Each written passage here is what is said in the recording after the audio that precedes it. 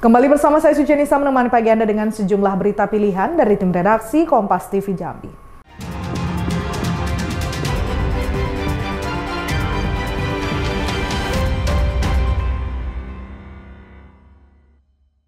Empat orang warga Kota Jambi meninggal dunia akibat penyakit demam berdarah. Dinas Kesehatan Kota Jambi mencatat 325 kasus DBD sepanjang Januari hingga Juli 2025. Meski jumlah ini belum menyamai total kasus tahun lalu yang mencapai 600 kasus, namun tren peningkatan ini menjadi perhatian serius. Dinas Kesehatan Kota Jambi mencatat 325 kasus DBD sepanjang Januari hingga Juli 2025. 4 orang diantaranya berakhir dengan kematian. Salah satu korbannya adalah bayi berusia 8 bulan. Kepala Bidang Pencegahan dan Pengendalian Penyakit atau P2P Dinkes Kota Jambi, Rini Kartika mengatakan, meski kasus meningkat, namun angka kematian menurun dibandingkan tahun lalu. Kasusnya untuk 2025 ini dari Januari sampai dengan Juli 325 dengan 4 kematian. Kalau dibandingkan tahun lalu kan satu tahun itu 625 juga, 625 dengan 1 kematian. Jadi tahun ini memang nampaknya fatality rate-nya lebih meningkat dibandingkan tahun lalu. Ini karena terlambat dibawa ke fasilitas kesehatan. Jadi DBD itu kan masa krisisnya 2-7 hari. Nah, jadi kalau misalnya dibawanya itu sudah hari ke-4, ke-5 itu sudah masuk fase DSS, Dengue Shock Syndrome. Nah, itu yang biasanya menyebabkan kematian. Makanya saya menghimbau kepada masyarakat kalau misalnya ada anak atau dirinya sendiri atau keluarga yang demam tinggi, segeralah bawa ke rumah sakit. Jadi jangan tunggu besok sampai akhirnya lemas ya. Dinas Kesehatan Kota Jambi menghimbau masyarakat untuk rutin melakukan pemberantasan sarang nyamuk dengan cara menguras dan menutupi tempat-tempat yang berpotensi menjadi wadah berkembang biak nyamuk Aedes aegypti. Ratnasari, Kompas TV Jambi. 3 unit rumah kontrakan di Jalan Sudirman, Kecamatan Jelutung, Kota Jambi ludes terbakar. Kebakaran disebabkan puntung rokok. Dalam kejadian ini tidak ada korban jiwa, namun kerugian ditaksir mencapai ratusan juta rupiah. 3 unit rumah kontrakan di Jalan Sudirman, Kelurahan Talangjau, Kecamatan Jelutung, Kota Jambi ludes terbakar. Kebakaran disebabkan puntung rokok anak jalanan yang sering nongkrong di lokasi kejadian.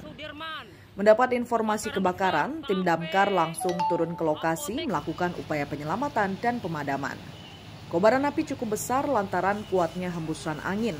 Api baru bisa dipadamkan setelah petugas pemadam kebakaran Kota Jambi tiba di lokasi, menurunkan 7 armada mobil pemadam dan 30 personil.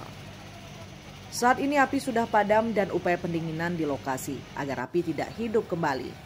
Dalam kejadian ini tidak ada korban jiwa, namun kerugian ditaksir mencapai ratusan juta rupiah. Dijelaskan terkait kronologis kebakaran hari ini. Ada pukul 17.30 kita menerima laporan dari Polsek 1272 dan juga layanan oleh damkar. Ada rumah non permanen yang terbakar, di mana rumah ini tidak ada yang menunggu dan 3 bedeng, dan satu lagi ada 2 rumah, tetapi dapurnya yang terbakar.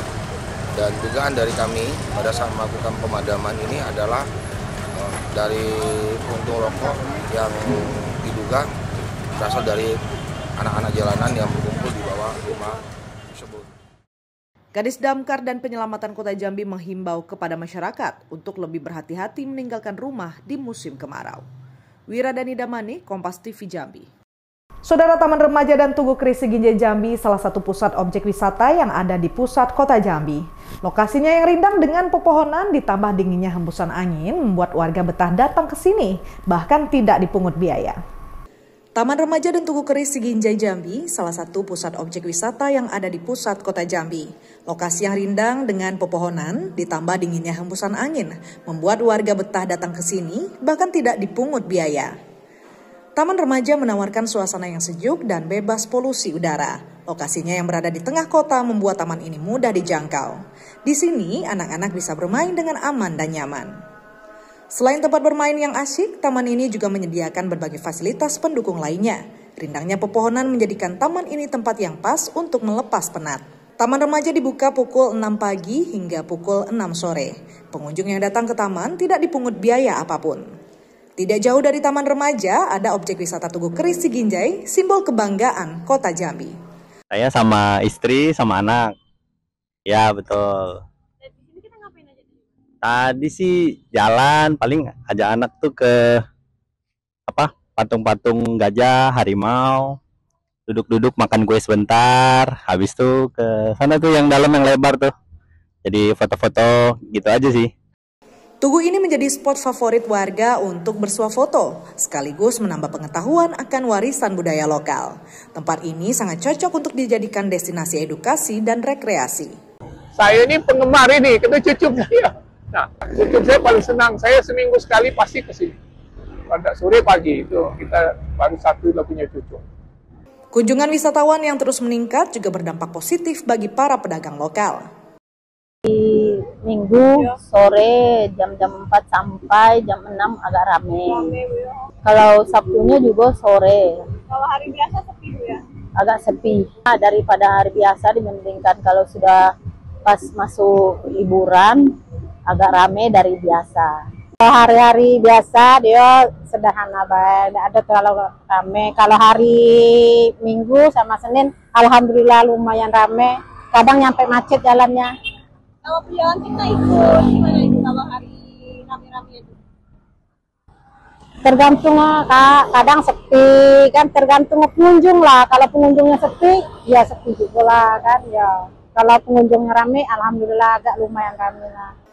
Masyarakat berharap pemerintah dapat memperbaiki dan melengkapi fasilitas baik di Taman Remaja maupun di Tugu Keris Siginjai Jambi, sehingga menarik lebih banyak wisatawan dari daerah luar Jambi yang datang berkunjung.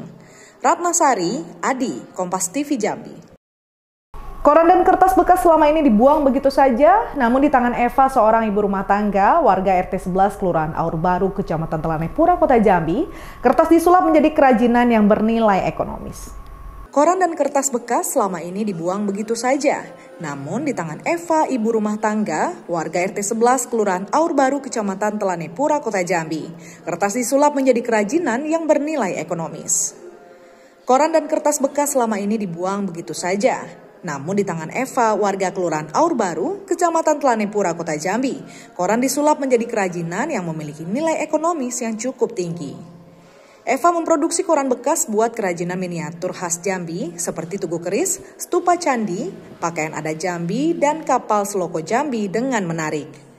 Kerajinan khas Jambi ini menarik minat warga membeli untuk oleh-oleh. Selain itu, Eva juga memproduksi tempat minuman air, vas bunga, tas, dan pengantin Jambi. Harga ini dijual cukup murah, mulai dari Rp30.000 sampai Rp300.000. Saat ini pemesanan baru di provinsi dan terus berkembang ke luar daerah. Kita usahanya bergerak di bidang kerajinan kria yang berfokus kepada kerajinan daur ulang kertas. Usaha kita ini dirintis awal mulanya 2019. Itu awal mula merintis. Kalau untuk produk ini mulai dikenal banyak orang itu pas awal COVID sekitar 2021-2022 itu mulai dilirik orang, yaitu ibu-ibu. Untuk usaha ini kendalanya karena 2019 merintis sampai 2021 itu belum dikenal orang, kendalanya itu di pemasaran. Soalnya produk kita juga masih dikit. Nah, mulai dikenal itu kita dari mulut ke mulut, ibu ke ibu, kita menjual keranjang, tempat air minum, vas kembang.